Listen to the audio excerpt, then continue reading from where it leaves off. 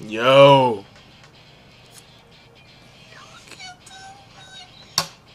Bambina.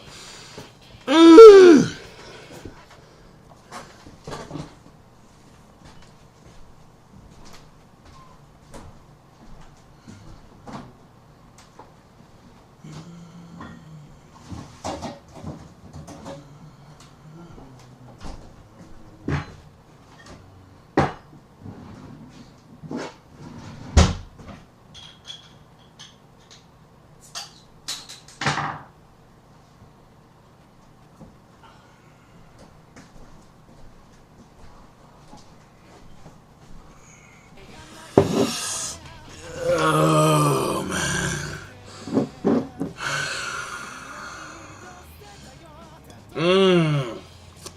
Yo. Yo. Yo. Fucking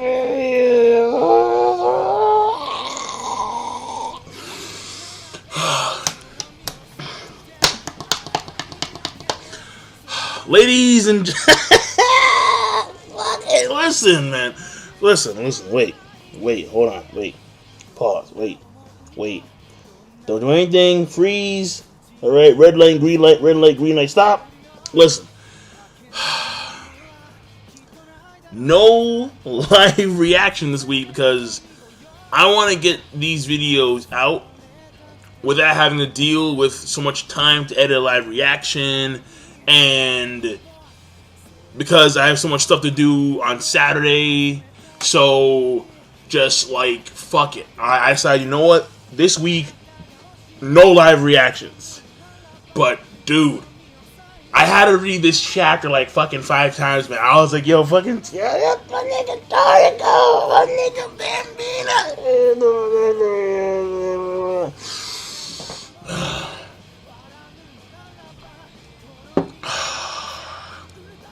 Listen. Let me get the other stuff out of the way. This chapter review, honestly, is gonna be like maybe like a few minutes. I don't know, because the chapter is really simple. But I do want to talk about a few things before I get to like what the son. Like, obviously, you know what the focus point here of this chapter review is. Fucking my nigga Bambina. You know, no wonder he dwarfs Heracles. Get the fuck out of here, nigga. Crazy. How can you take a fucking mountain?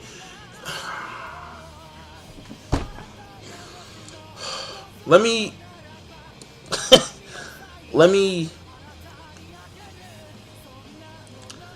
just focus on what's actually like. Let me just focus on the other stuff first, right? First of all, I don't know what's going on with Coco. Like Coco, like he had like, I'm starting to feel as if like this arc is now like a Coco arc, and I'm like, cause he beat Goritaro Roos, and then, I mean, well, it was the team thing, but it was his poison made this dude a drug addict.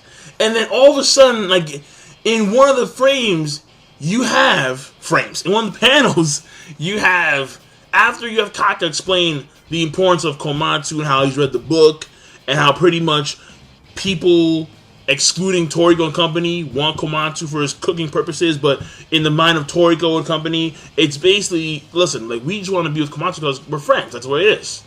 We want to enjoy a meal together. Fuck it. That's what we do. Like, we're family. Fuck it.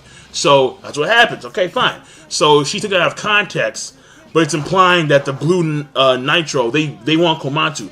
Or maybe it's implying she herself wants Komatsu. I don't know. But the way Coco, when he was going to check on Komatsu, they showed a panel of him, and then they showed her. And I'm like,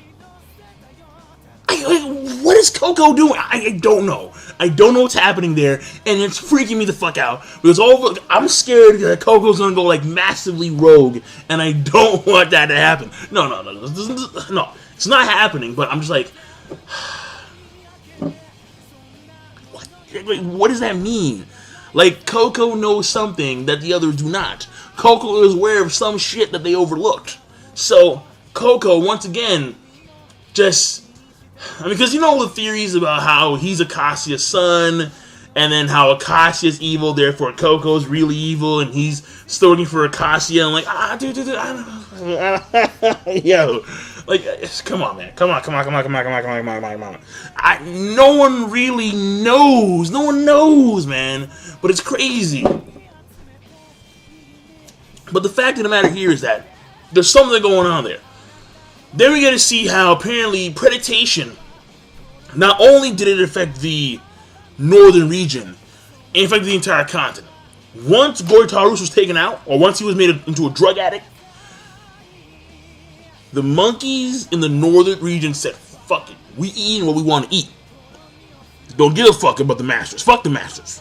We doing us. We hungry on some food. But this affected the other regions as well. The other masters couldn't regulate efficiently enough to prevent the monkeys from eating all the food. So, it is what it is. Now, what's also happening is we gotta find out that the birth cry tree does have actual relevance, like significant relevance. Apparently, there's 2 pairs.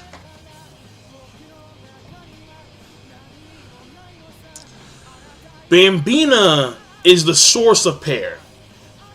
And then the conventional pair is in the birth cry tree. I'm like...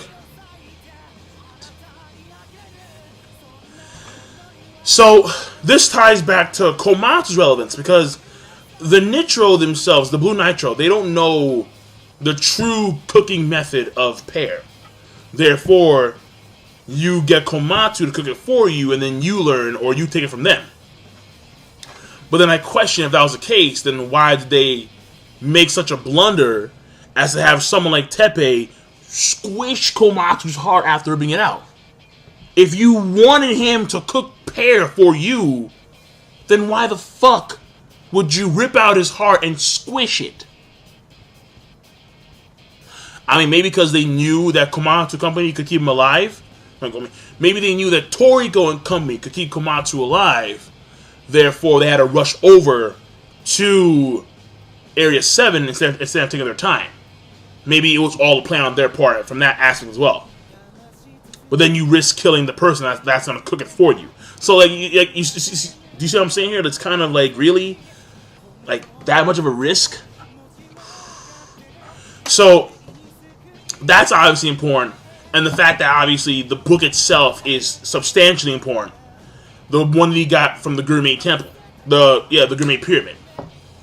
And then, you have the birth cry tree significance to the overall. So, let me, before I get to the birth cry tree even in more detail, let me say this. I got a feeling that when it comes to Bambina and the relevant pair, or, the conventional pair in the birth cry tree, they're one and the same.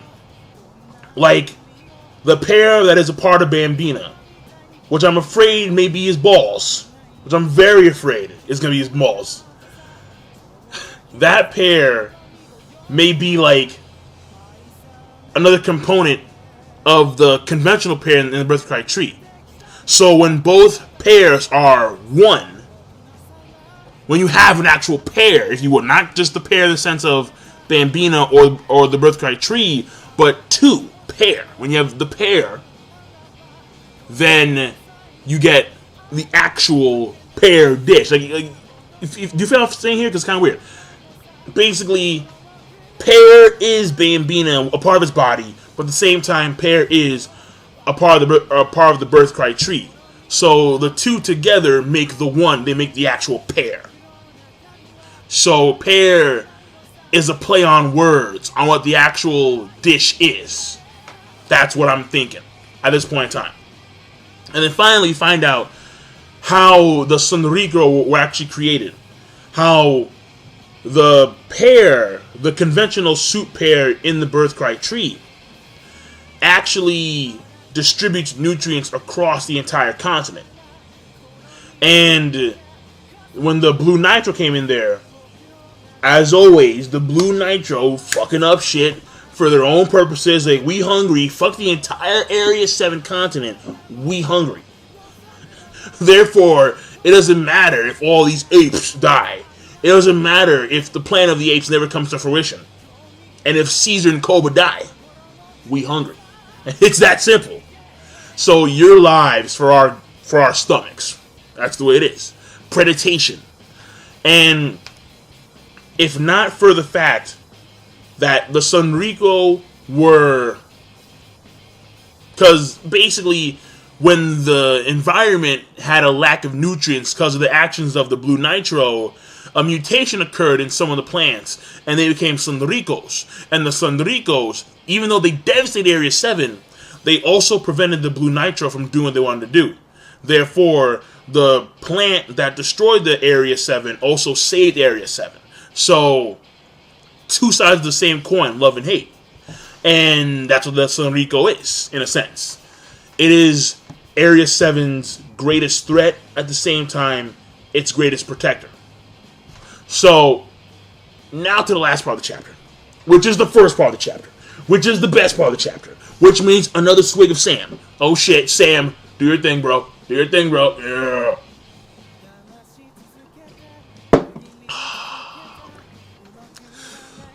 Ma, nigga, baby, what the fuck? Ma, nigga, baby, get the... Fuck.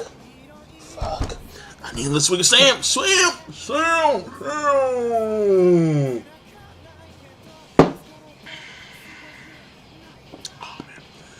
Listen. What the... It was stated. Fuck, let me get my knees for this motherfucker right here.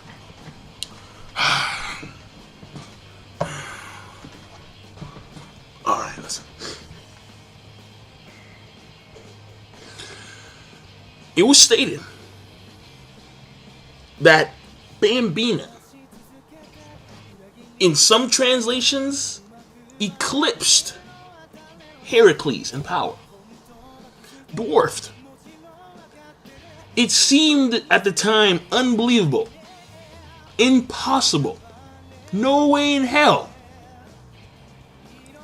And then came along chapter 301 of Toriko. Fucking shit. Bambina, Monkey King Bambina, who, whether or not he's a Spider-Man, I have no idea. I don't know. I can't tell if the webs or not. Don't know. At the beginning of the chapter, we see there's a random stone skipping along the water. Bambina turns around and smiles. Like, oh shit, the stone. He was on top of 100G Mountain and somehow blitzed from where he was with 100 times gravity to a coastline, to some random coastline. I'm like, what the fuck was that? Are you kidding me? And then the rock hits him in the face, and he starts laughing, like, oh shit, starts laughing. Then he just darts somewhere else, massive speed. Tengu has some competition, at least. And there's a mountain range. And mad mountains were already cut. And you're like, what the fuck is happening? Bambina, with one tail swipe, cuts a 1,500 meter mountain. Plus, he carries it as if it was not a big deal. Like, whatever, yeah, carry it. And he's just chilling, having fun.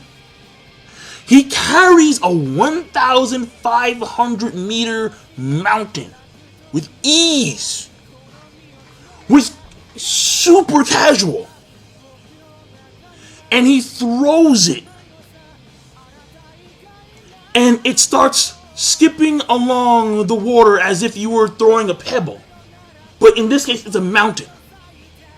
And then comes the fucking goddamn stats. And you're like, when Toriko brings out the stats, you're like, oh shit, no, not the stats. Toshi, stop it with the stats. Nigga like stats, I like stats, we all like stats, fuck it. We like stats. Yo, when you see the Toriko stats, you're like, fuck, here comes the hype, son. So let me read to you the height. Yeah, of course I saved this page. Are you fucking mental? Obviously I have to save this page. Because it's not only stats for Bambino, but for the fucking world of Toriko itself. So we all thought that Toriko was the size of Neptune. Fucking wrong. Fucking wrong, dog. Listen to this shit. And I quote, the 2 pages. When you have the fucking 1,500 meter mountain skipping along the water as if it was a pebble. And I quote, from Batoto, something Gourmet World is known for, skipping stone mountains. The spectacle of mountains, weird, over 1,500 meters in height, bouncing off the ocean at Mach 1. Fucking Mach 1. Why is it moving at Mach 1? It's a 1,500 meter mountain. At Mach 1 speeds. At the speed of fucking sound.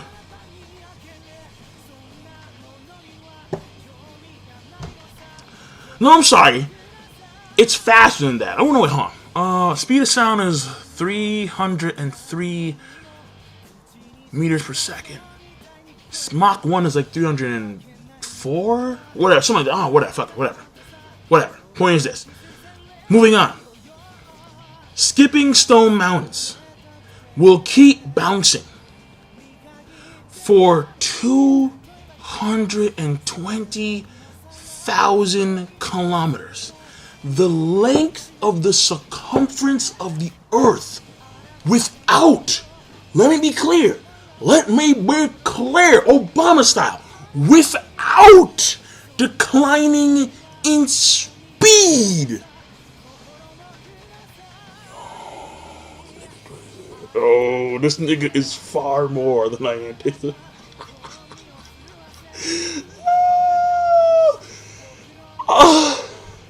He's so much more than I thought he would be. Are you kidding me? So, what's important there that is 2 things. Number 1, the circumference of the Toriko world is 220,000 kilometers. I looked it up. Neptune and Uranus have about 159,000 kilometers for their circumference. The Toriko world is about 70,000 kilometers more than Uranus and Neptune. It is 5.5 times larger than planet Earth.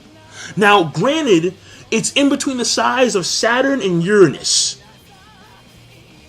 It would be the 3rd largest planet in our solar system if it was actually in our solar system. A rocky world. Stop. They see, like Toriko's a drug. So I'm like, you don't need crack. You don't need it. You really don't. All you need is a weekly fix of Toriko, and you're good to go. Like, that's it. Your week is satisfied. You got the best high in the fucking world. Dead ass. And we continue. During that time, and Mach 1, man. During that time, the mountain is whittled down by the wind, heat, land, and sea becoming smaller. After about a week. Keep that in mind. A week. Mach 1 speeds. 1,500 meter mountain. At a distance of 220,000 kilometers. The circumference of the Toriko world, which is bigger than Neptune and Uranus. For a fucking week. After about 1 week, when it circled the Earth, the once enormous mountain will have become a tiny, tiny pebble. The cause of the skipping stone mountains is called a weather phenomenon with an unknown cause. But in fact, and this nigga This nigga right here taking his nose, like, yeah, scratching his ass, like, haha, yeah. It's something the Monkey King does just to pass the time.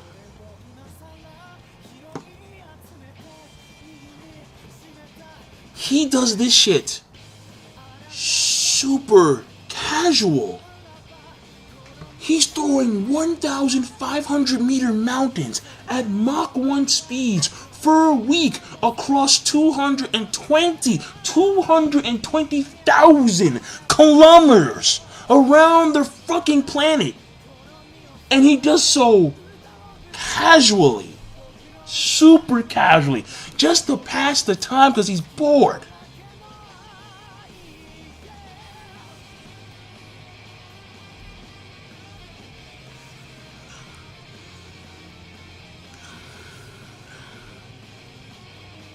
And honestly, he's probably not even the strongest of the 8 kings. Now I'm really afraid of seeing Daenerys. I'm super afraid of seeing the Battle Wolf. Oh my god. You can't have a monkey throw fucking mountains as if you were skipping stones. The circumference of a planet that's larger than Uranus and Neptune at Mach 1. At fucking Mach 1. Are you serious? Oh, yo, my nigga. It's still good. Like I'm stoked. First of all, they're not beating it. Can we get down, clap at that shit? They're not beating his ass. You can't even get the fuck out of it. He's done spanked him. What you doing? Like, oh, you're Mugen? Fuck your Mugen. I shame nothing. I'm gonna grab me a mountain. But that's it. Casual. Casual. That's very important. He's doing all this crazy shit. Casual. And he's probably not even the strongest of the 8 kings. Daenerys. 10,000 year reign. Like, one tooth. Oh, fuck. And of course, there's the legendary battle. Oh. And there's one more king that we don't know what it looks like. Oh, dude, no. We gotta stop. Toriko's gotta stop, right? Toriko's, but let me end the review on this, okay? Because I'm gonna start fanboying for like 15 minutes and it's already 20 minutes. Here's the thing. There is one negative in the chapter, and I gotta say, I'm shocked that we're already at the birth cry tree. I'm stunned. To me, I would have actually liked to see the other masters come out and fight. And I think that they may actually come out and fight. But, what the fuck? We're already at the birth cry tree? Area 7 is going faster than Area 8. No, can we just slow it down? Yes, it's epic. And I'm digging it. Mitsutoshi, slow it down, dog. Just take it easy. Let us enjoy this shit. I'm hoping that whatever goes down at the birth cry tree takes a while. I'm hoping that takes at least 3 chapters. Because we gotta slow this shit down. We gotta just enjoy it and embrace Toriko. Area 7 is one of the most fascinating continents in the entirety of the Toriko verse thus far. And we're blitzing across it. We're not really getting like the details that we should be getting. So let's really slow it down. Seriously. Other than that, the chapter is fucking amazing. I would give it a yo, but again, to me, it's really fast, and that's the only problem that I have. So that's actually a very substantial problem. It really is, because it makes me wonder, why are you going so fast? Like, why can't we just slow it down? Like, why can't we just enjoy the environment itself? That's really bugging me.